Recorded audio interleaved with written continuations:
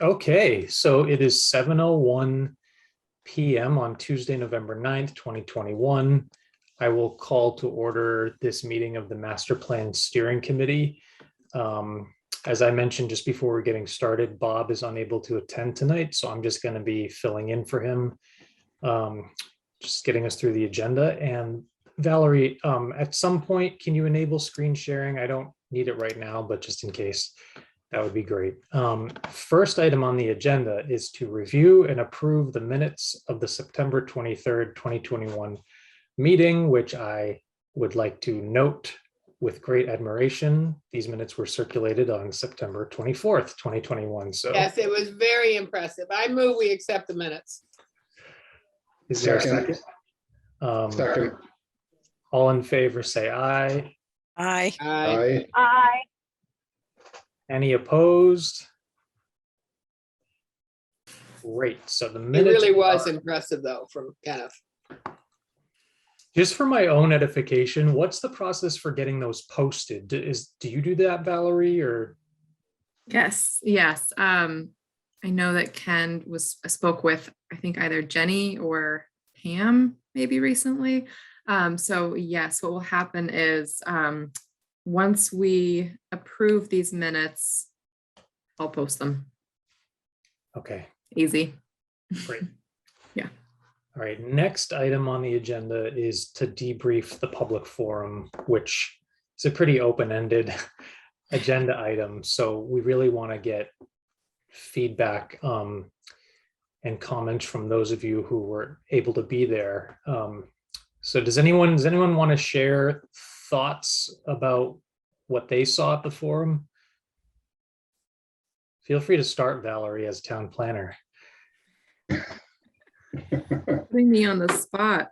I think, sure, I'll just share a few general comments. I think overall, I was just extremely pleased. Just very happy with the turnout that we got, with all the volunteers that were able to help out. And really just, it did feel like, it sounds so corny, but it felt like everyone that showed up really showed up to participate for 2 full hours. And that is pretty unique. I mean, typically you get, maybe half, maybe a third as many people. And But this is bold. Yeah, it was very impressive. And people were really providing a lot of good feedback. I think that perhaps because of my position when I was at the housing station, I got a lot of questions perhaps unrelated to housing and more about the master plan in general. But it was just great to be able to meet residents and kind of get a sense of what their concerns were. I think the notable thing for me with the station was that residents were clearly making connections between all the different kind of categories that we talk about in this group. So talking about the impacts to housing related to climate change, transportation, economic development. So already a lot of those interconnections seem to be really clear. And it was impressive how, maybe Ken was doing a wonderful job on the side. I just wasn't hearing everything, but it seemed like people were quite aware of all the different terms that we were talking about with housing. Just very engaged. So, I mean, all in all, I was very pleased. Yeah, I found that the people who came to where we were really had gone around to all the other stations and had really absorbed what they think. And then they read things people had put on the chart and either agreed or not often disagreed, but made another comment. But they were engaged, no question.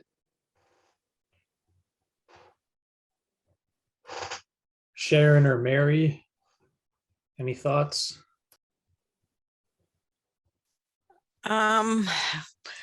I think my station was the one that was, a little more problematic. The community aspirations. People had a hard time reading through, especially the first aspiration, trying to figure out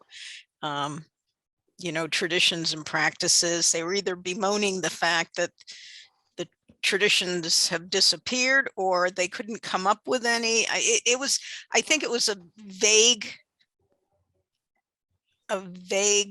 statement, and they had a difficult time with it. Other than that, as I said at the forum, the number 2 and number 6 aspiration seemed to get the most dots for support, which was preserving natural resources, pursuing sustainable community. And then the other one was thoughtfully developed, developing Bolton in a manner that preserves agricultural enterprises and open space. And that seemed to be the one that was, those two were the most, received the most dots. You have all the comments. I didn't keep a record of the comments. I mean, so that they're on each sheet that was on the wall. So Yeah, I can't remember them all. actually, that's a really good, I'll just interrupt briefly to share my screen so that people know where they can access this. So let me know, you should be seeing a Dropbox folder. So if you go into Dropbox and you go on task groups, and then public outreach and communication, then public forum number 1, and then feedback from public forum number 1. Okay. Valerie has loaded images of everything from Oh, that week. fabulous.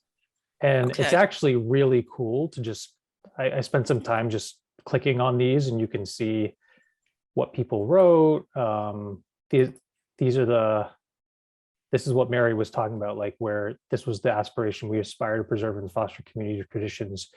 And you can see, can you see what I'm showing you right now? No, Oh, sorry. I Let can me, just see your menu still. sorry. You know what? When I'll share.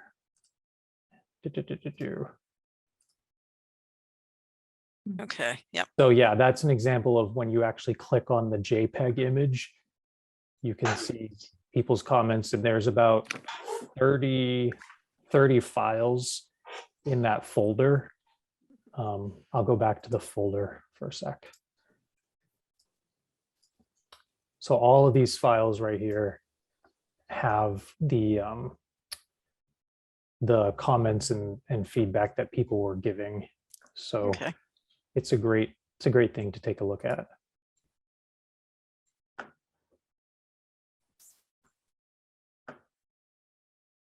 Sharon, did you want to offer any thoughts? I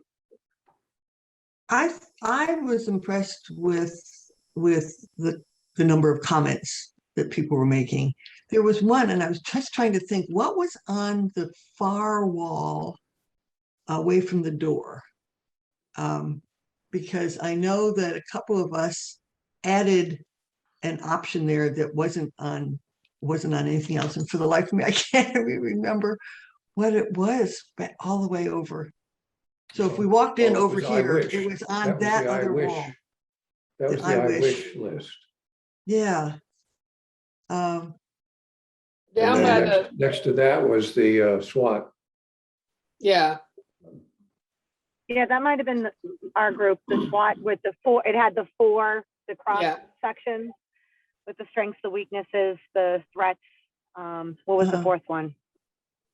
But they all kind of Opportunities. cross-pollinated. There was a lot Yeah. of great, yeah, there it is. Awesome. Thank you, Brian. Okay. Yeah. And But was I can that- speak to this one. Okay, go for it. Yeah. Only, and I'll speak to it broadly because obviously you can see all the detail in it. The big takeaway for me was, I think the biggest takeaway at a very high level is that you've got, some things are perceived as strengths that other people, see as a problem. So, or vice versa. There's, for example, in housing, you've got a lot of concern about uncontrolled development, and then you've got the concern about not enough low-income housing or affordable housing. And so my biggest takeaway was that a lot of what we as master planning folks need to do is present options or directions that are then considered by the town or and correct me if I'm wrong about this pathway, but it seems like we would be presenting some solutions or some guidance towards ways to go to present to, say, a town meeting options for solutions here. I don't know if that makes sense, Brian. Yeah, no, I mean, I think just to point it to another one where, so if you're looking at this weaknesses, about 2/3 of the way down, somebody wrote a weakness is that Bolton is not hospitable to business development. And then somebody else added it with their own Right. writing. No, that's a virtue. That's a virtue of Bolton. Right. So, it's, Well, I And think it's you're just- right. yeah. Yeah. And the one below Yeah. that too, look at So the lack of public water and sewer, they're saying That's- is a weakness. exactly. And yet many of us Exactly, Ken. who lived here say that that's one of the strengths of the town. Yeah. That's I like the one that controls the says development of always the same people involved. Well, whose fault is that? Yeah, so it was a really interesting station to be at because you got a lot of those kinds of conversations where not everything made it onto the paper, but certainly the back and forth and so it just my big takeaway was that there's a lot of differing opinions out there, and I think we're maybe struggling a little bit as a town to kind of identify certain aspects of where the direction we want to go. So I think it's very smart that we've broken it into things like we've broken it into subcategories that we can then address individually. Where do we want to go with transportation? Where do we want to go with the land use and the open space, and et cetera? Because frankly, I think people are still trying to work that out on their own. It may go back to what Mary was saying about aspirations. That's trying to hone in on that. It really is a process, and we've all been involved in this process for so long as master planning folks and looking at it from all those different dimensions. But, the folks that are in town coming to these forums are just starting to absorb all of the dynamics of the town, potentially. I'm going to take an opportunity to share some of the wish poem too, because I think that has some interesting themes that were reflected in some of the other stations as well. One thing that I just saw from a lot of comments was just this desire for opportunities for connection, human connection. Yes. So, I think, Between all ages. yeah, the intergenerational stuff, and even something like more walkable along 117. I mean, I think people like sidewalks because they facilitate community. I really Multi- like the pickleball though, too. I was wondering if that would show up. I think for some reason, a lot of towns are getting pickleball courts. I guess it's just becoming popular. Well, Bolton's getting them because it turns out the high school's old tennis Yeah. courts are now turning into ball courts. Hmm. Yeah, I saw that in terms of community center. This is one of the, I think one of the issues with keeping us seniors in town is that we are a growing portion of the population, and what we get in the budget is the rental of a community room and 3 partial days of a part-time director who does a remarkable job with nothing. But really, in terms of someplace that I would like to go, that's not it. Yeah, and that's very Yeah. true. And so here we have, I mean, and I do believe that we of the wisdom generation have much to offer, and it's not a particularly hospitable town for us. Other than the human beings who are in it, who are wonderful. But I mean, in terms of the town itself, acting as if they'd like us to be here. There's not much. And the intergenerational center, I mean, Sharon's comment about seniors really not wanting to go to the senior center is absolutely correct. They feel like they're going into someone's housing. But also, there's the issue we were trying about the COA meeting is that people between 60 and 70 don't want to admit they're seniors. So they want something that says intergenerational, but it doesn't say this is a senior center. Because they don't even want to think of themselves as seniors. Which is always an interesting point of view. But it doesn't, so it depends on how you define that. So in other towns, the senior center has really good workout rooms. Mhm. And they have, they organize trips into the opera in Boston. Well, I mean, it all depends on the That town. I was depends. in the West Boylston Senior Center today. And it's a beautiful facility. You know, do I think we could ever build something like that? No, I think we can build a community center though, where everybody can benefit. And I think what Brian was talking about was this need for generations to be with other generations. You know, us old farts to be with the younger ones and the younger ones who sometimes want to be with us. Yeah, Um, somewhere I read a comment, Penny, where that just to piggyback off of what you were saying, that there was, I think it was in the aspirations where it was to make this town, I forget the exact wording, but it was to the effect of make it so that people don't just come in this town when they have kids and then leave. It was, you know, that Exactly. idea that, and I would hands down in all of the research and things that I've done, the value of having multi-generations or having all age groups represented in a town, I think is a huge benefit for a community. And for so many programs that reasons. So- interact and programs that interact. Sure, sure. What I'm doing is I'm sharing a screen just to show Randolph, Massachusetts has what they call their intergenerational community center. And obviously Randolph is basically, it's more of a city, but you see they have programs for children, teens, adults, seniors, special events, summer programs. I mean, it's really, it's really quite incredible. I mean, look at everything that they've got going on in a month at And there are their, a lot of us who have thought about it. You know, if you have one community center during the day when the kids are in school, it can be used what I call the littlies, the 0 to 5s, and their parents who really have a hard time getting to know each other because they have no connection, and the seniors. And as the day goes by, it can transition to school age kids and then older kids. So, you know, you can build a whole bunch of stuff into this. Yeah. could I show a couple of the housing images, and maybe Ken, you were at that station if you want to say a little bit after I've got them pulled up. Just one second.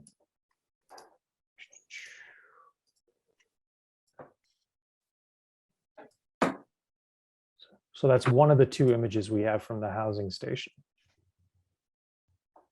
Look at So that this one- cottage style housing. Look at that. Yeah.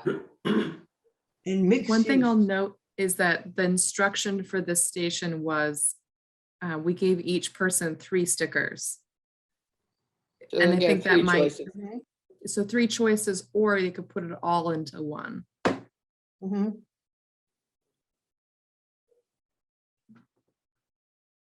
So how did CPA figure into different type of housing? Oh, it's a housing Well, tool. it's Okay. because Yeah, it is yeah, I get it. interesting and that got all the Yeah.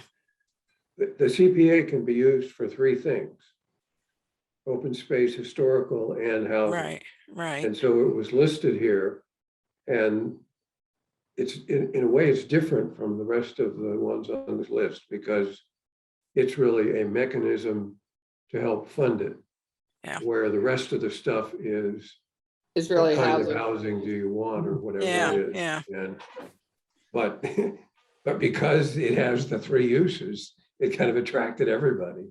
And anybody who, and there were, of course, there were a lot of old timers there who had voted in favor of CPA twice. And so they saw it as a great opportunity to put up a green sticker for that. So that was the big winner of the whole Yeah, interesting. process with CPA, but that's why why it was It's there. also because a lot of those other things require some knowledge or explanation. And I think some people might have just been scared off, like, I don't know what inclusionary zoning is, or I don't really, like it was almost too specific. And I mean, it is sort of easiest to spend your button on the CPA.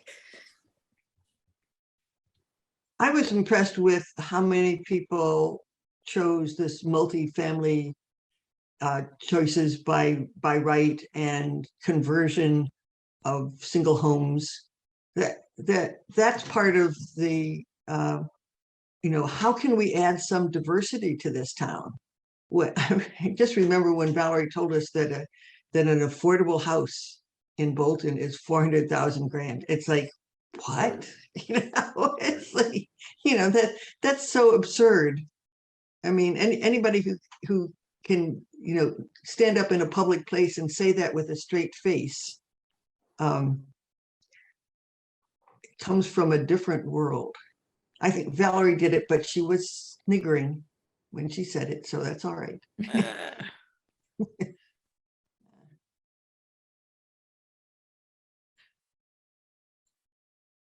So of course, the concerns shown here are in some respects are counter to one another, in that the one that got the most dots was preservation of open space, which compared with a 275 unit apartment building is not protecting open space. So you have that kind of trade-off that was there.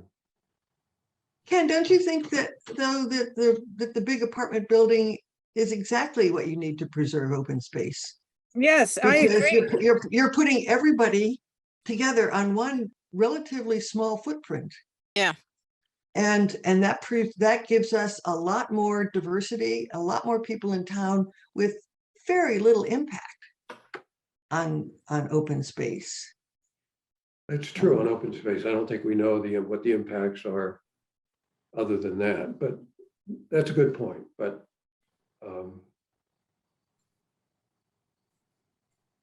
most of I guess the point I'm making is not so much that particular project or a large apartment one, as compared with some of the other options that were on the one with the green dots, that most of those are more dense housing.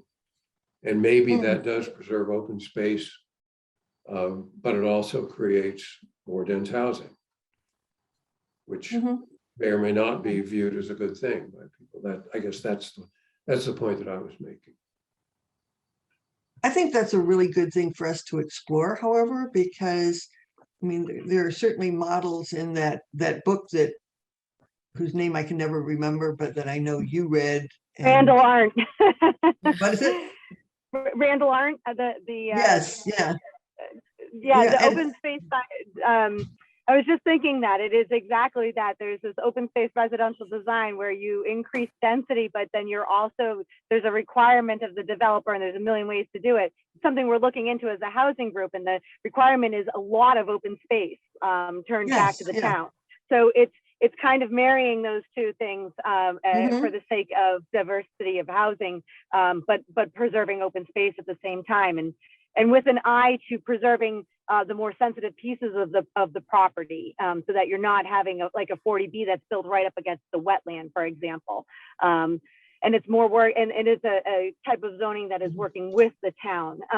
Yes, to answer your question, or to just weigh in, it's something that the housing group is looking very closely at, because it is often contrasting concerns and desires for the housing. And that's where the cottage style housing comes in. I mean, you can have slightly smaller housing, have them in a closer neighborhood with open space around it, where all the kids can go out and play, and you can have, a baseball game going on in the back someplace. Just that idea.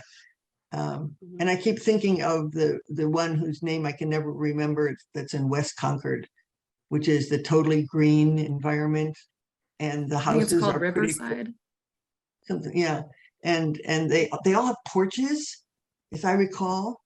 So you sit out on your porch and your neighbors are out walking and you get to see them. My husband talks about this in the small town in which he grew up. He said everybody was on their front porch and everybody went for walks, and then you talk to all your neighbors. Yeah, the And Midwest is famous for that. this was in Nanticoke, Pennsylvania. Oh, And it was, I was thinking in the pandemic, I met all these neighbors I had never seen in That's true. 44 years living here, because people drive in their long driveway and get out of their cars and go in their house, and then they go in their backyards. That's true. But now they were walking on the street, and I thought, my goodness, we have cultural diversity here. Didn't know that. So something that would make that more possible, I think is something that would appeal to people in Bolton. yeah, I agree. So the Ye- question for me is, how do you get a developer? How do you make this attractive enough for developers to want to do yeah. it? And also is the fact that these villages, like I'm looking at the ones across from Hebert Candy that started out in the high 40s, 400,000, are now, one was on the market for 600,000, so they're not cheap, Right. even though they're smaller. Mhm.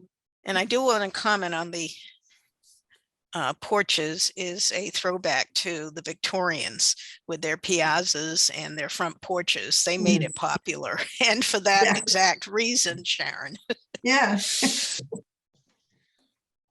Ia, you were at transportation, right? Yes, Did you- I was. It wasn't as informative as some of the others, I think, because it really, there were two things that happened. I mean, one is everybody loves to just complain about the traffic and how they personally can't get out of their road onto 117, or that 117 is crammed, or that their side roads are too, we know a lot of the complaints they have, but they like to be able to make them.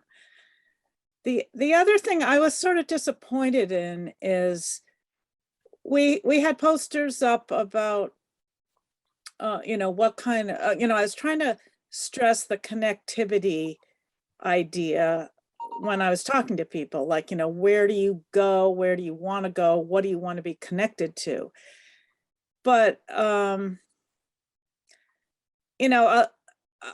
a lot of people got sidetracked by one of the posters, showed which kind of trail or path or sidewalk do you want. And in a way that was misleading, because everybody put up, I mean, the top winning choice was trails, like conservation trails, which, wasn't really what I think we wanted to learn about. And I had to sort of ask people, it's more like, where do you want to go? I mean, because everyone agreed that all of those types of trails, all of those types of places had appropriate places in Bolton, but it was too complex to kind of, match them up to the kinds of places that this particular, it depended on where the person lived and what they thought would work on their street. So I think, there is a lot of room to explore in more detail what would work well in certain places. And, I don't know whether we should sort of make recommendations that we try out on a forum, or if we continue to gather people's opinions and then make the recommendations. But I don't know. And nobody really wanted to talk about the more, bigger topics like, getting to the train stations or shared rides or electric vehicles or, you know, some of the other sort of long range things that a town is going to have to look into. So I don't know. I was a little stretched because I think we might have limited this station a little bit too much to just visual preferences. So I don't know. That was my It's take. also possible that the options for people who live in a suburban kind of country town with lots of windy roads and houses relatively far apart and access to 495 and Route 2 to get to work, that the problems and the solutions that people actually live with are solved. Right. And that For what now, we're talking about, yeah. But so it's very possible that it's the solution to some of the other problems that might give us, like, if we had, you know, a neighborhood environment, you know, with the houses closer together and the yards behind, what, you know, how would you be able to save on the number of trips that you make to go shopping? You know, would you be willing to share rides, something like that? I'm just not sure what the problems are. We're a rural town. And very independent. And yeah, and independent, and I mean, I didn't see any. I picked out my favorite sidewalks on that, but I didn't see either the problem or the solution. People want sidewalks. I mean, the realization in a rural town Yeah. is you're not going to have them on every roadway, but you only need to look to Sudbury to see what they've done. And they started way back in maybe the 80s with their sidewalk systems of investing money in their DPW budget for maintenance. And when I talk about maintenance, I'm not talking about just snow plowing, which they do. They plow all their sidewalks, but also in adding to. And I spoke with the planner a number of years ago, and they said probably one of the hardest parts about building a sidewalk system is getting easement rights from people. That's the longest process, but it's something that you have to build into your system, you know, in the departments, and you've got to work on it piece by piece. You know, and every year you're adding a little bit more to building this connection, the sidewalk connection. And it doesn't happen overnight. But if you just talk about it and you never start trying to implement anything, then it's never going to happen.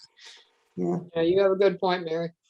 Well, and if you don't take care of what you have, because we went to the trouble to spend money to put in the sidewalk from the senior center into the center of town, but it doesn't get maintained. Right. It doesn't get plowed.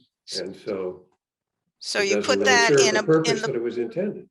you put that in part of the DPW budget is to keep these, Right. maintain these things. Yeah. You know, look at 62 in Sudbury, you know, by that, by their community center. I see people walking there all the time, and it's not in front of houses. It sort of meanders sort of, you know, Yeah. along the woods. And I see people walking those sidewalks.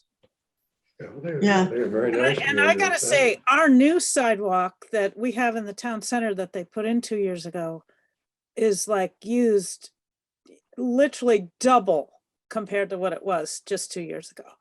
I mean, people are out there walking all the time, and they're walking, you know, I mean, I am thrilled it goes around the corner to Memorial Field. I mean, there are now people who walk a circle, I think, from, you know, Memorial Field to the school, around past my house and back. I mean, there's just a whole lot more Yeah, use on a very small new section, which shows you if you build it, they will come. Yeah. And you know, having spent 20 years fighting for more sidewalks, including that one that Ken just talked about, I am really disappointed that it always gets pushed to the back, especially by the planning board, who continually ignore, you know, the need for putting sidewalks or walkways on the frontage road, not within the development. And, you know, Goose Pond development, or Tadmore being the most recent one, it's like they put in half their property, only the half, that the whole meeting when they were talking about it was as if it's only for the people who live there to walk to the corner. And, you know, I'm just like, no, it's for the whole town to eventually be able to walk up and down, you know? So Mm. I think we need to do a lot more stressing that sidewalks are for connectivity, for, you know, getting neighborhoods to talk to other neighborhoods. And we do need to talk about snow plowing. I mean, in this community, it was always a big deal how we would ask, I mean, because I live here and I can tell you, we cannot keep up with the snow that lands on the sidewalk here. It is literally sludge from the road. So, you know, my husband goes out and he'll snow blow as much as it is fluffy, but after a storm or two, it's not fluffy, it's cement, and you can't deal with it. Mhm. And, you know, I do think it's, it should be considered that we have, you know, every other town seems to be able to clear their sidewalks, and we don't have that many sidewalks. So why is it we can't clear them? You know, I We mean, don't have the equipment. Money. well, why Well, can't we equipment get and the money. We're equipment? not Get the willing to- equipment. We're not willing to spend the money to do the things that are needed. And part of that is because of the whole other side of what everybody talks about, which is the taxes are too high. And you And, got, you know, the citizenry wants more services and lower taxes. So how do we deal with that, you know? and I will say staffing too comes into Yeah. play. So it's not just the Staffing's part equipment, of but it, it's also absolutely. having the manpower to run. I mean, yeah, you're right, Ken, it's gonna cost money. And I will say not all towns plow. Stowe considers their sidewalks 3-season and they Right. don't plow. So, you know, it differs from town to town on how they choose to deal with winter, you know, and snow on the sidewalks.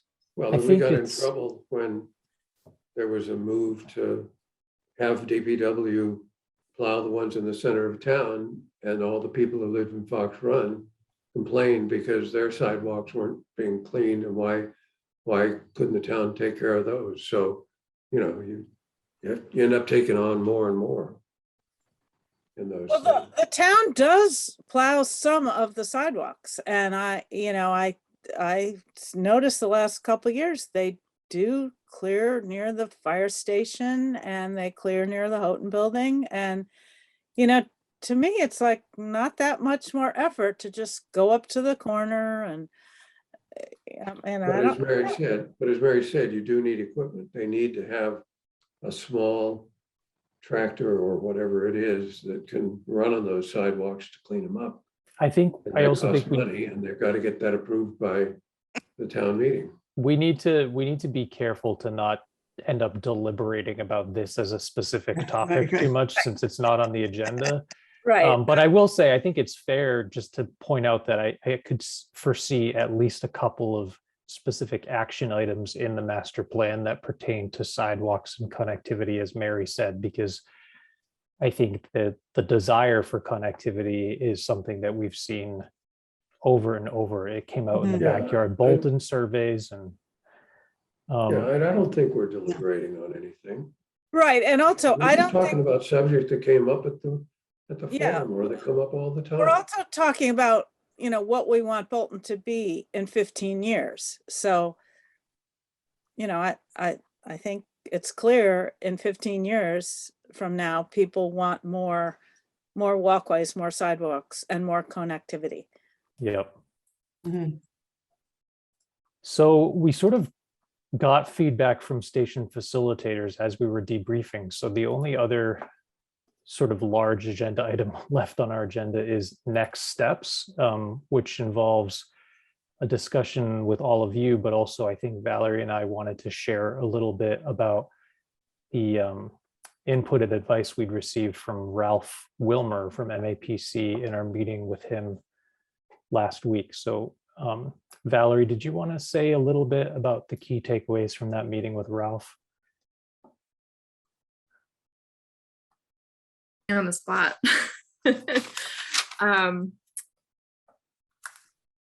Well, I'd have to go through my notes a little bit. I think what I'll say is that my overall impression from our discussion with Ralph is that we are on the right track.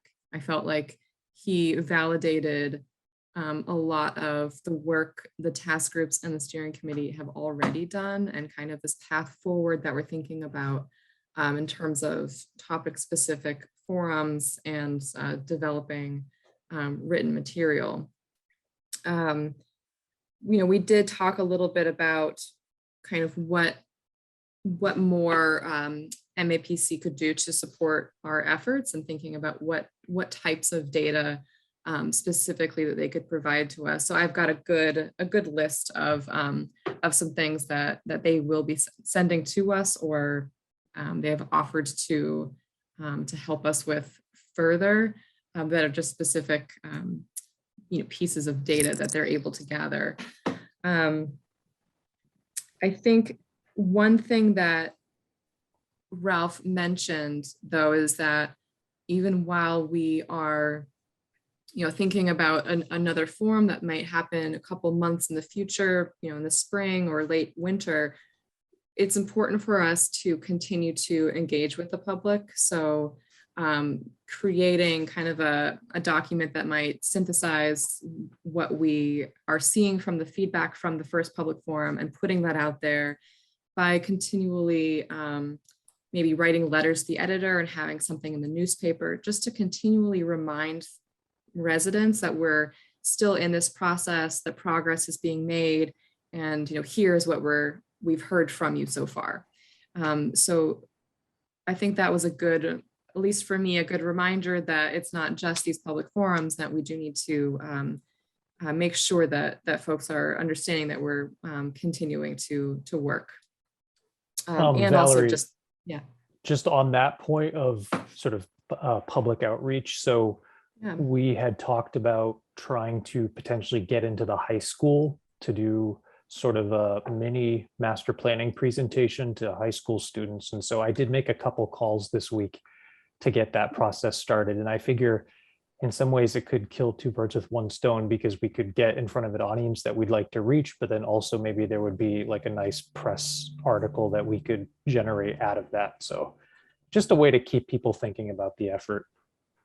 Yep, that's great. Another one is that we talked about is ways of engaging staff in a way that is considerate of their time, and allowing them to provide more direct input related to possible recommendations that may be in the plan, just so that staff are aware that if they're thinking about their own 10 to 15 year plan with their department, it might be important for them to have those recommendations included in a master plan.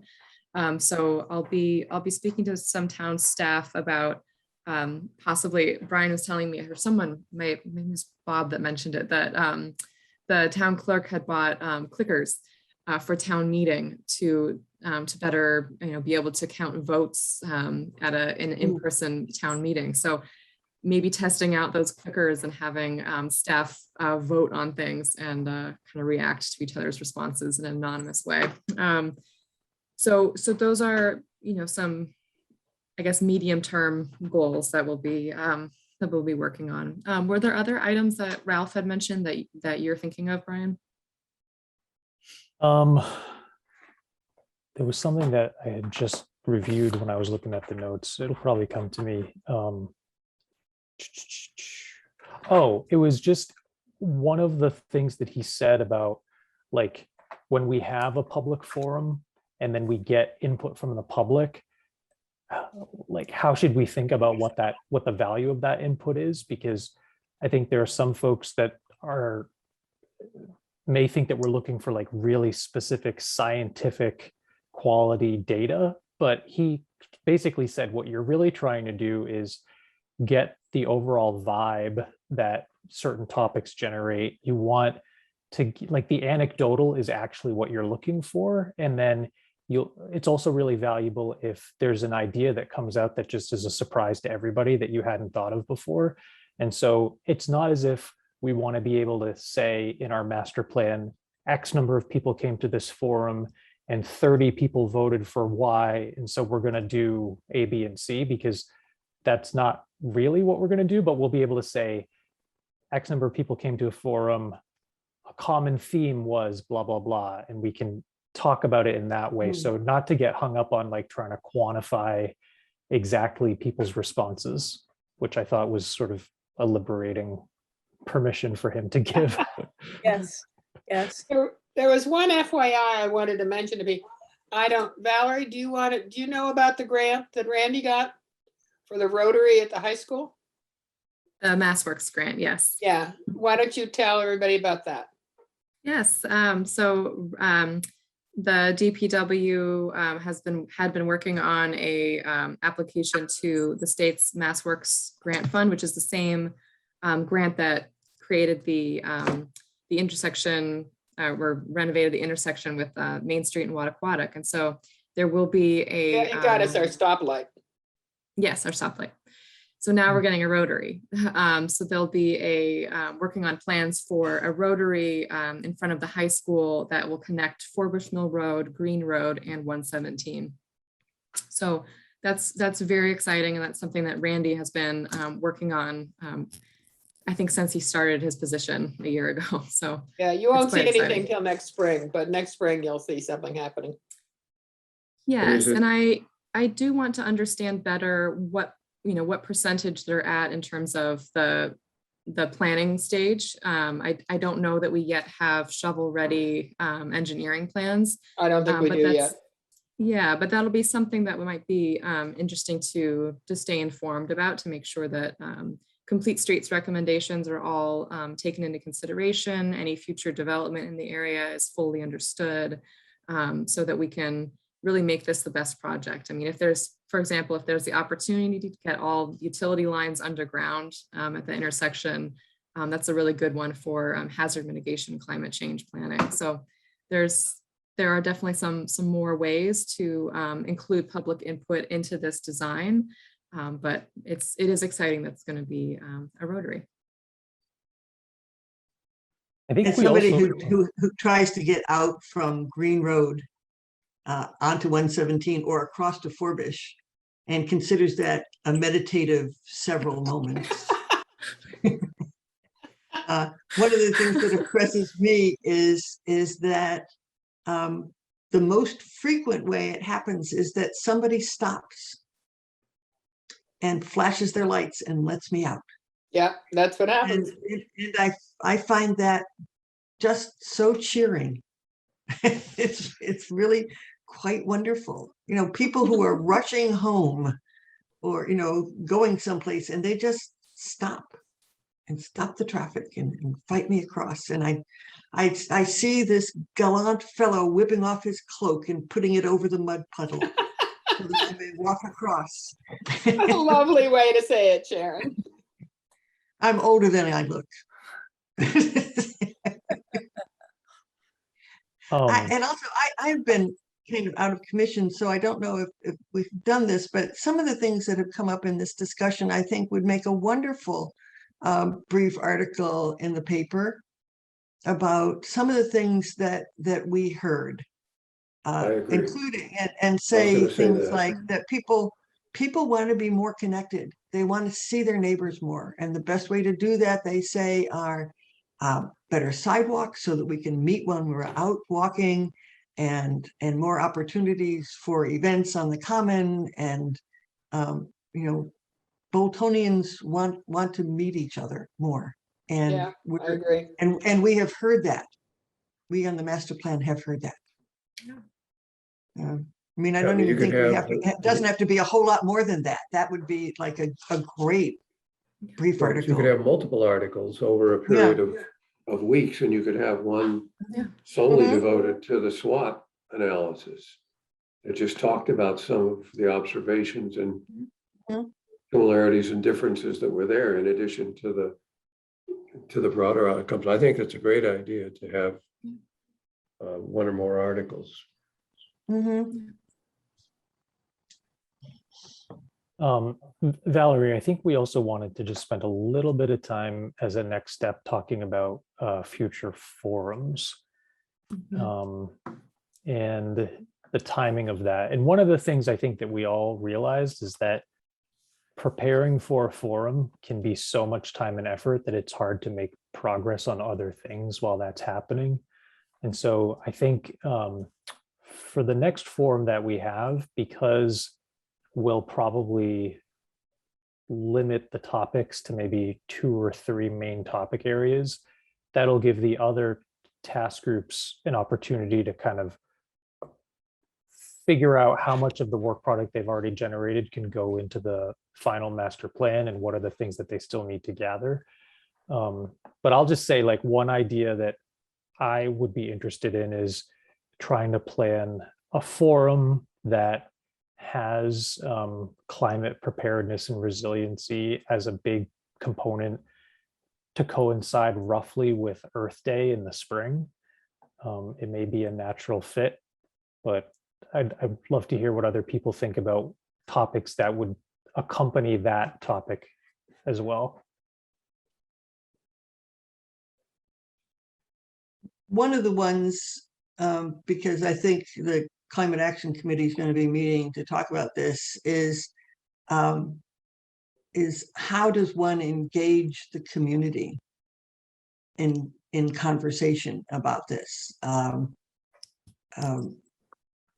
So, because, how can I word this? There's not an ongoing conversation about the climate crisis in our community. And so solutions that we might come up with are likely to come up out of blank. You know, if there's no kind of motivation, how do you get people to make sacrifices or change the way they're living? And so I'm really interested in how does one get conversations going? And Tony Jagodnik and I, Tony mostly at this point, has been in touch with Sustainable Stowe, asking them how they got started. And their model doesn't really look as if it would work for us. But I think we will be contributing to the little sustainability box that's in the Stowe and the Stowe part of the Stowe Bolton Independent as a way of doing that. But I think that's really like a really interesting question and a real question about, we used to have an energy committee. And for those of you who are newbies, the energy committee as a group quit after their suggestions for making the public safety building more energy efficient were rejected with, I think my understanding is, basically without discussion, resulting in the fact that we now have a public safety building that has a $4,000 a month electric bill. And the energy committee at that point just all resigned. Members resigned as a group, and we've not gotten one back. But how can, you know, could we get so part of the conversation is, how do we start the conversation? Yeah, that's a good question. I think that kind of, Go ahead, Valerie. just saying, I think that's a great recommendation to have in the master plan, to have an energy committee, or to have something like a Sustainable Stowe, which my memory of that is it's essentially a town committee that is. It has just become a town committee. It was a volunteer committee until a month or two ago. Yeah, a couple months ago. Yeah. so. And Val- Harvard has a very active group also, and they just on their town meeting passed a big deal. You know, they had the town voting to help the state with their climate goals. And they got all the town committees except Parks and Rec to to embrace their goals. Mhm. So that's pretty strong. And then the voters endorsed this. So that's pretty strong, you know, Yeah.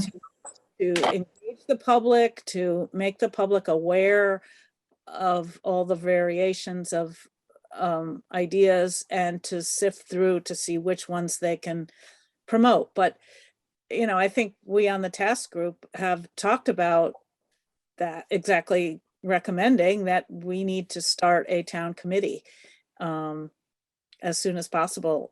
And I don't know what we should call it, because I don't think it's only energy, but we need to test the population to see if there are enough people who would serve, because as everyone knows, Bolton is in need of a lot of different volunteers for a lot of different jobs. But it does seem like this topic is rising to the top. You read about it every single day.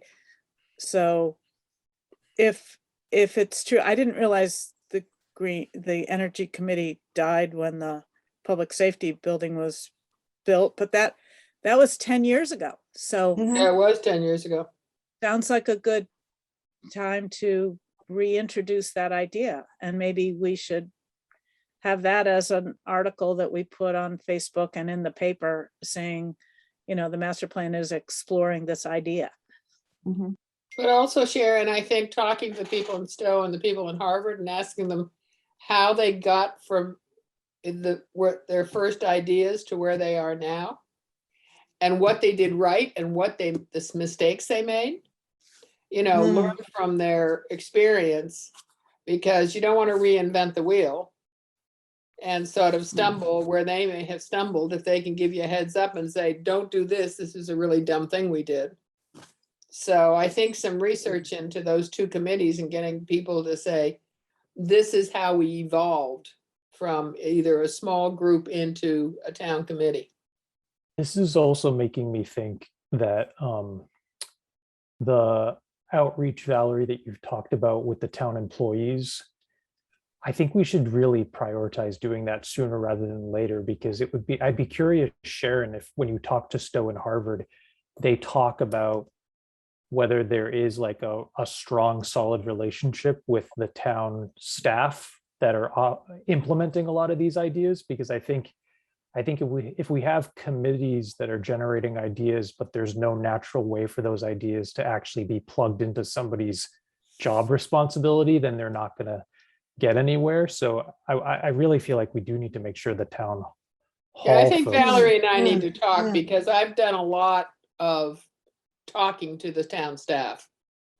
You know, the DPW, the town hall people, you know, they've literally written epistles for me. They're really good. And so, and given me feedback on how they do their job, what they need in their job, where they see their jobs going, all that type of thing. So Is it I have a written in lot a- of that. Is it written in a uniform way? Because I wonder, I do worry that if we're not giving staff a very clear form to fill out, they may. Well, what I the find is they data- feed off of each other.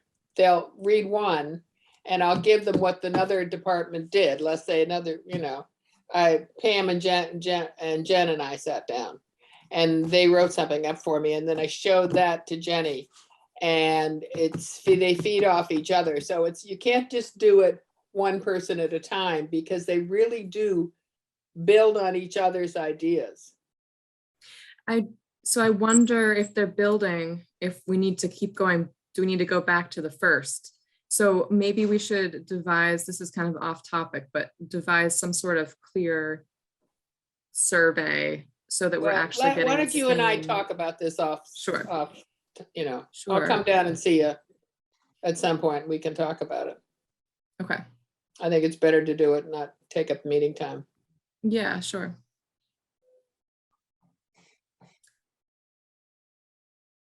Any other ideas for topics that people really want to see at a future public forum?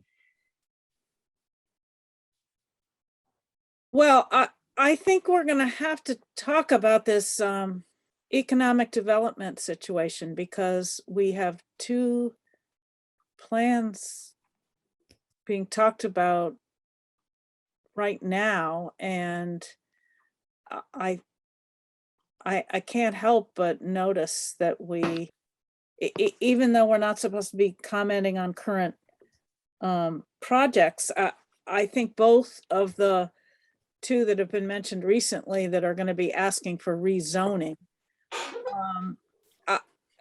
both of these play into some of the things we need to discuss. What are the two? The one at the property that abuts the town barn property at Forbush. Oh, okay, that's still on the, The okay, Kane I didn't know if that property- was still, The planned. Kane property that and the cane, okay, includes the corner of Hudson Road, which, right. coincidentally, these are two properties near places where, long-term, we might want our community center. They're two centrally located corner locations, easy to reach. So, I can't help but think, why, can't we use rezoning as a tool to get something we want? Well, I think Yeah, Bob's that's theory is interesting. you want to start looking at an overview of the zoning in general. You don't want to start getting it. And that too, I mean, Spot that's zoning. very important that we get a better sense of where business will succeed, where it can be, as Valerie says, right-sized. And, there's just so much floating out there, and unfortunately, it's all happening right now. I mean, I'm at a loss as to why the Bolton Bean people are clear cutting their lot next to them that is residentially zoned. And somebody said on Facebook that the Bolton Bean people told them it was business zoned.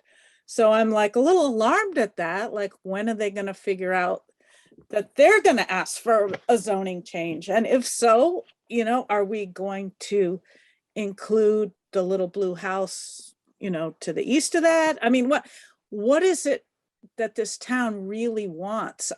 I think we have to move that topic up so that people begin to be educated on our choices. Stasha, you have Valerie? your hand raised. Do you know anything about the? Penny, sorry, Stasha has her hand raised. Oh, sorry. No, it's okay. I didn't. Sorry, Penny. I didn't want to. I No. just didn't want to jump in on something. But I will. I'm just going to give you a really quick. This is not to. Couple things. If there's an EDC, I think that maybe housing makes sense to go with EDC. Yes. Or maybe they're just two really big ones, but I can see them, a lot of things being in tandem there, specifically like the zoning stuff. And so I'll just leave you with that. Happy to jump in housing in that regard. The other was some of the feedback I received had suggested that if we're going to, future forums might take another format, whether that's a large Zoom forum, which I know we've discussed the possibilities and the limitations of that. So, based on the numbers that we had at the last forum, I don't know if that's going to be a good indicator of what we would get on a Zoom call, but also a different methodology. In addition to a different methodology for the communication, a different time being during the weekday and the evening versus on the weekend. So this is just some of the feedback that I had gotten for future forums, people that weren't able to make the Sunday afternoon one, that I think would be interested in the economic development and maybe the housing as well. So just ideas for timing and methodology for future forums that I wanted to make sure I got out there to you guys. No, you make a good point, because I was told we were idiots to be doing it on a Sunday. A I thought number we of got a people great told me we were turnout idiots. though. That's all right. No. Can't win 'em all. I think I think the point is that it's gonna be great on a Sunday afternoon for some people and impossible on a weekday for other people. So the more that we can diversify when we have them, the more of a shot that there is of everybody getting to at least one. Yeah, I agree. Yeah. Thank you. That's it. I have one quick question for Valerie. If the Bean has, in absolute fact, has bought the land next to the present Bean, and I know they're cutting down trees, do they think that's zone business? Or is this just a standard rumor going around? So they know the zoning. The interest of the owner is possibly a house, Oh, okay. or possibly expansion, which would require a zoning change. Okay. But it is my impression that he is also considering a residential use. Okay. Because it's such easy access off of 117. I know that housing and economic development are two huge topics, but I also think that there may be space in that forum to have some cultural and historic stuff play a role, because Thanks, Brian. well, no, I mean, I think like, especially with economic development, there's a lot of towns that seem to do that well because there's like a natural marriage between the culture of the town and the types of businesses that it supports. So The culture isn't, Mary, isn't cultural interconnectivity with people? Yes. I think also, Looking at you know, other when- master plans, when they talk about the cultural part of a town, it's usually all of the people and how they gather, whether through organizations, and Yeah. what they all offer to the people in the town. So I think you're an obvious choice to go with economic development. But the historical aspect of it, I think, clashes a lot with the economic development aspect of it. That's why I think it should go together. I think that we should bring out that clash. I think that's a good suggestion. I also like the idea of housing and economic development. Makes perfect sense as it aligns with our goals of preserving open space, right? And making sure that if, you know, thinking forward toward, you know, recommending density of both housing and economic development going hand in hand. So I think that makes sense. I do think that we should, I do think it would be useful to have a forum that also talks about recreation.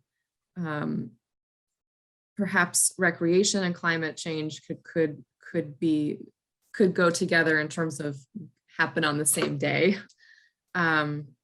But I do think that, you know, as you've mentioned, we Parks and Rec is a newer department in town, and so being able to think forward about what a recreation plan could be and help staff with the public outreach component of that, I think could be useful. And I think the it one might thing about attract park- more of the families, the younger families. Yeah. And one thing about Parks and Rec, it's not, I'm not correct, it's just that Parks and Rec has been around forever, Valerie. It's just, we now have someone who's Yep. breathed a life Staffed. into it. That's all I meant, is that now there is a Because there's she's, an office in town hall. you know, she's just doing an amazing job. Yes.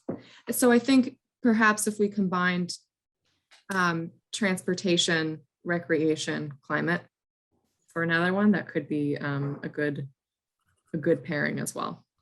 Valerie, in terms of the sequencing, do you think we should try to have the climate, transportation, recreation one first? Because there's still so much related to economic development that has to happen by way of background. So I don't know. So So we did get the grant to do a business district assessment and market analysis.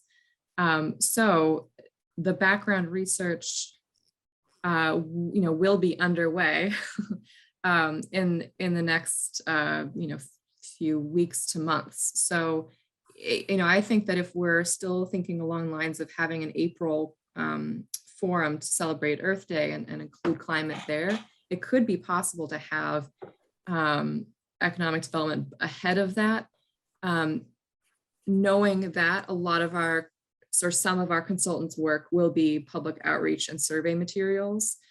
So that could kind of help us out in terms of forum prep. So I don't know, it could be, I'll have to keep thinking about that. We'll see how quickly we were able to get started. I know that we'll be planning a site visit and discussions with the consultant within the next week or so. So that grant does move quite quickly, and I believe it is intended to come to conclusion within the next 6 months. Congratulations on getting these grants. Yeah, congratulations. Yes, that is fantastic. Yeah. Yeah, I'm very excited about that one. That's going to be good. I love data. Certainly helpful. Stasha, do you happen to know the dates of Nashoba's April vacation? Do you know what week that is? It's usually the third week in April, isn't it, Stasha? He's checking. I think it starts on like the 18th or something. Yeah, around the 18th, it usually starts. Okay, so Earth Day is Friday, April 22nd. That would So- be the end of that. That would be the end of vacation week, I believe. Yeah, they'll be back they'll be heading back at least by the 27th, I would think. Do they all leave? Yes, A lot of them do. Yeah, so it would be the 18th to the 22nd, and so that weekend is the 23rd and the 24th. So if you chose that weekend, then you'd be choosing the end of people going away on vacation, bad time. right? Do not want And the to problem drive is, I back think and the go to a next- public forum. Well, and also people don't come back sometimes till Sunday or Monday. Right, yeah. Do people think we And- want to have this on a weekend day? I don't know. On a Saturday? Probably wouldn't want it that way. I don't know. Sure. You I- have the- Too many you have folks. the whole we- last week in April. So you have the 25th to the 29th. The 30th is a Saturday, and then I believe that means the town meeting would be May 2nd, right? Yeah. Yes. Mm, So you could have it the week before the town meeting, which could have its own level of interest in whatever the topics were. But you may lose people with kids out of town for April vacation. Oh, I agree. I would avoid that week. Yeah. And the weekend. We can keep thinking more about what, when to schedule these. mm. Yeah. I like Stasia's comment about making one of these, particularly the housing and economic development one, maybe be more interactive and do it via Zoom. And it does seem like that would be a topic where people might want to check in on a weekday evening to participate. Oh, boy. Well, one I thing- mean, I think it is hard to devote weekends to things like this. And yet the best weekends to devote are, dull interseasonal weekends like in March when people, it's a little after skiing and it's before you're gardening and Right, going away for exactly. April vacation. So Exactly. it does seem like if we're Also sports. going to do anything until late April, I would consider moving the housing economic one into a more, an earlier slot. Like March. Like March. Another advantage of the Zoom is that you can record it and then make it available for people to watch who weren't able to go Yes. to it, which you can't do with Yeah. the one that we had. Well, you can because Bolton Access TV was there, but generally speaking, you would be able to follow more of the conversation after the fact in Zoom than not. Yeah. Which I would agree with, Ken, except that it's more beneficial for information, but not interaction. And I agree. a lot of these folks are want to interact. That's true. Which, No, I agree. which to be fair, it's a hard, it's a hard sell. I'm barely capable on Zoom, and I know the Zoom that we attended, he and I attended, had MAPC grant, like people that were experts at it, facilitating breakout rooms and doing all this awesome interactive stuff online. But it was like you had to have the platform and you had to have the ability to pull in hundreds of people and then do breakout rooms. And so I want to be realistic about our capabilities to do that too. I mean, perhaps it is that we can just have a Zoom that's more informational and maybe a little back and forth, but not as, I mean, the forum in person was super interactive, which I loved. And I think people, I think that's a desire of people to be able to interact on these topics of these greater topics. So I'm not sure this is, I didn't really offer a solution there, but I agree with you that it's good for information, but not so much interaction in my perspective. Unless you have a whiz kid. Right. We probably do have them in town. I'm sure, I don't know. They don't I have- haven't they're had not- any they don't luck have to be getting on- them. they don't have to Marketing be on kits. staff, Well, we Yeah, I can do certainly think talk that. with Nikki, and if you wanted to do something that involved the TV station, she does live streaming and does it well, and has the technical know-how to be able to pull something like that off. That's So we awesome. could talk with her potentially and see. It's also And I something think our that Zoom, sorry, go ahead, Valerie. it was also something that MAPC can help us with, is understanding more about how to use other features and extensions within Zoom. So how to be able to do polls and breakout rooms, jam boards, lots of different techniques for pulling people into smaller, more focused groups, even via Zoom, to get feedback possible. Do we know how many people attended the last one in total? The last open forum, sorry. For some reason, I want to say 54. Yeah, Okay. somewhere around there, a little less, but yeah. I think it was the hard list- to- Go on. sorry. I think it was hard to estimate Oh, so because my not question was- everyone came through the front door. But everybody signed in to Okay. get name tags. They all And that came was to, just they folks came that in were the back attending, that door and wasn't came to all the of front. us. Yeah, I tried to do a count when people were sitting down. And I counted But I like thought Bob 45 mentioned- plus. Okay.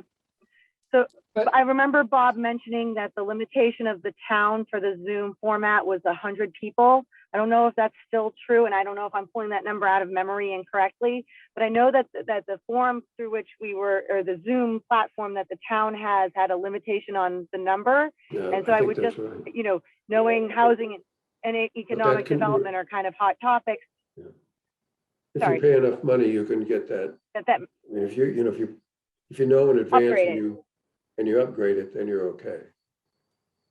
We Yeah, just that have could to be a put way it that on we the spend town some has budget money. undoubtedly. Yeah, I've been on meetings where they take polls. You have a topic and then people vote. right, And right. then you get feedback right away about what people thought about that topic, and then they move on to another topic. So if we had something like that, I can actually imagine doing it either on a week. I think weeknights are terrible. Possibly Friday night would be better. I mean, the families I know get home late, rush through, cook dinner, help the kids with homework. Kids go to bed, parents stay up working. It's like, oh, sure, let's have a little couple hour town meeting. Good point. It's only the Grammys and Grampies that could come to it. Well, So, it's interesting. Everybody's got a different perspective on that. I've heard from families that the weekends are harder because there's sports commitments and Right, yeah, that's their yeah. family time, and that during the week that's when they're geared up for other people who are they're in meetings anyway during the week. So what's one more meeting kind of thing? So it really is Okay, yeah, not one size fits all, right? right. And I think, Stasha, that's a really good point, because I think if we do each forum differently, different days, different modes, then that might meet a lot of needs. Yeah, different Yeah. people. Or at least we put in a good faith effort to try to get folks connected in a way that Right. works best for them. Right. Yeah. so Well, Penny, Penny, of all the people who said you're crazy to do it on a Sunday afternoon, what demographic or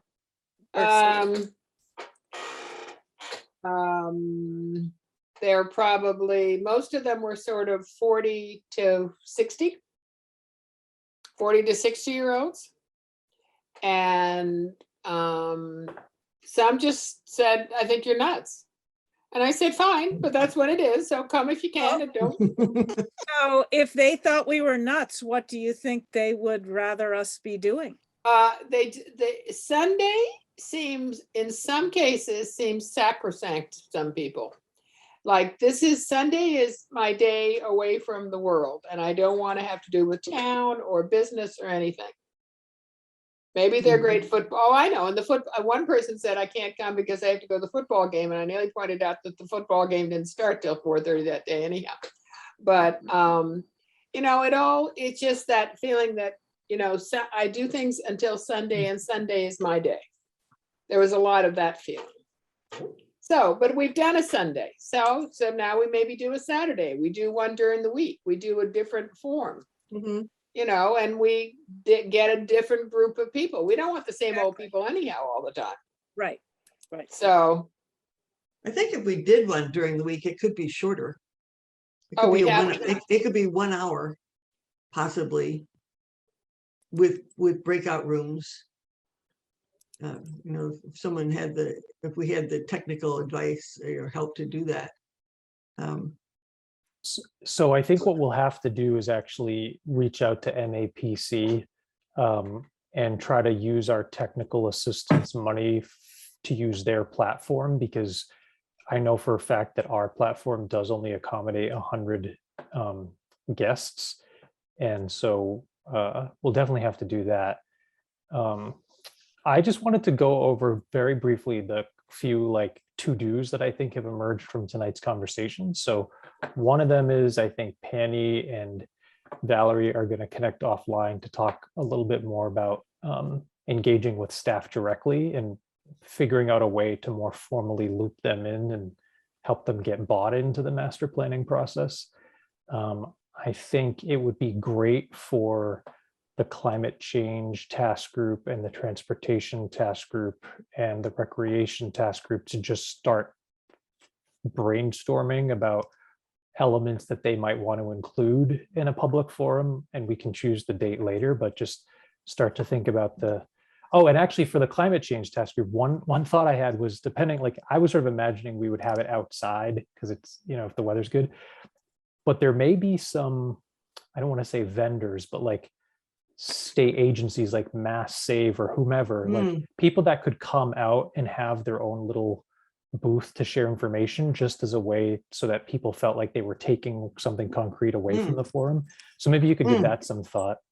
And then I think Valerie's going to keep us posted on the progress of the economic development grant. And then depending on how quickly that moves, we may be able to put together a forum about economic development and housing before or after the other one. We'll get started on some press articles related to the first public forum. I think that's a great idea. I'll follow up with the school about getting in to meet with kids. And we definitely have to pick our next meeting date because we basically have, it's like an onslaught of holidays coming up. So, obviously the fourth Thursday of November is Thanksgiving. No, in December? Yeah, no, in November is Thanksgiving. Oh, So we're okay. looking sometime in November, sometime in December, which I don't know, would people want to do the 23rd, which is the fourth Thursday in December? No, Lord, no. Earlier, pick a time between Thanksgiving and Christmas, like the first week of December or something like that.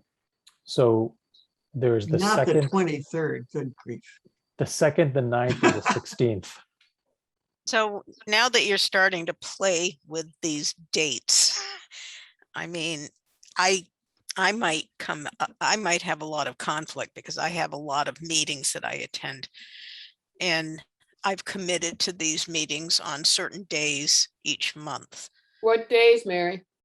So the first Thursdays of the month I'm committed. The second and fourth Wednesdays of the month I'm committed. And then those are set So in stone. Thursday, the 9th might And- work. Thursday, the 9th is the second Thursday. Sounds like that might work for you. Yeah, but I'm just saying like when you tried to switch it to last Thursday, I Yeah, had my first Thursday of the month commitment. And so, that stays. So yeah, I mean, that's why one of the reasons why this committee works for me is when we went with the fourth Thursday of the month. Now, I understand the holidays are problematic, but once we get over November and December, can we get back to normal again? yes. Hmm. Why don't we look at the 9th or the 16th, which is better for people? I can do either one. I would say So the 9th. 16th for me, something is coming up, Is that but true? The 9th is better for me. Yeah, I'm not- Well, So it the seems like 9th everybody can't likes remember. December 9th. December I may- 9th, Yeah. yeah. I That may or may works. not be available, but I can't remember. So the 9th is a consensus? Yeah, it sounds I'm like the good. 9th. Okay, any other last questions or comments before we adjourn? Oh, Valerie, did you want to mention tomorrow night's planning board meeting? Yes. I think Brian put in the chat the planning board's agenda. And I think that was just in reference to this request of rezoning. So, if folks are interested, I know that this committee does not comment on individual developments, but in terms of interest in land use and zoning and expansion of zoning districts, if you are interested, at the end of the planning board's meeting tomorrow night, they'll be talking a little bit, with a specific developer, but then also just generally about the commercial district zoning. So I Can you think tell that us which properties they were asked to be rezoned?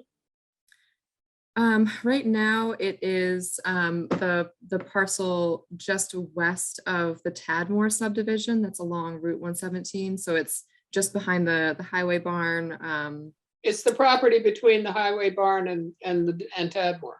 Yeah. Yes, exactly. Yeah, the Okay. rest of it, that road. Isn't planning talking about doing a lot of research before you start talking about rezoning I think it's creating rezoning districts? I mean, it's yeah, I think it's just difficult because we have a developer coming directly. right, which is why I think that planning needs to really sit down and decide where they want a business district. But you just don't say, okay, I want it in spot A and then just ask to get it rezoned. I think there needs to be a lot of research involved to decide if what your choice is the right choice. He wants it rezoned as business, right? Right. No, and I know all about that habitat, and you want to avoid those types of situations. If you can create a district that developers can be attracted towards. I mean, this habitat thing's going to be mixed use anyway. It's not going to be just business. Am I correct on that? It is Yeah. so it's currently zoned business and he's Right, looking and they want mixed for use. business. Yeah. Mm. But the business their plan shows is like almost a token business. It's a very small single building with the parking shared with the residential. I mean, it really looks like it's 90% residential with the little, token business in there. And it seems to me in this town, it's going to be very hard to rezone things as commercial. So this is odd that you have a commercial area and they want to undo that commercial space. I mean, I don't know what I think of it because I also have been a person who's proposed expanding a business in that area, but you could trade it and expand the business west on 117 further if you wanted to. But it does seem like I don't like the way the planning board has to react to an individual developer who comes forward. I mean, this is exactly where we as a town ought to be determining what we want and then trying to get the developers to react to what we want in a creative way. Yeah. It Yeah. does seem a little back ass for, what's the other property, Valerie? That one hasn't come yet before the board. That's the Kane property. Oh, okay. They need, in order to do a warehouse there, they would need a zoning change. So I guess I would just encourage folks, if you're able to Can't do it. Zoom in tomorrow night to the planning board. And again, nobody's going to be speaking on behalf of the master planning steering committee, but I think our views on the subject have all been informed by what we've learned as part of this committee for sure. So, okay, well, does anyone want to make a motion to adjourn? I move we adjourn. Second. Second. All right, all in favor? Aye. Hi. Hi, guys. Bye. Thanks, everyone. Thank you, All Valerie. right. Thank you. Have a Thank you good all. night. Good Thank night. you, Valerie. Have a good night. Thanks. job. Bye, Sasha.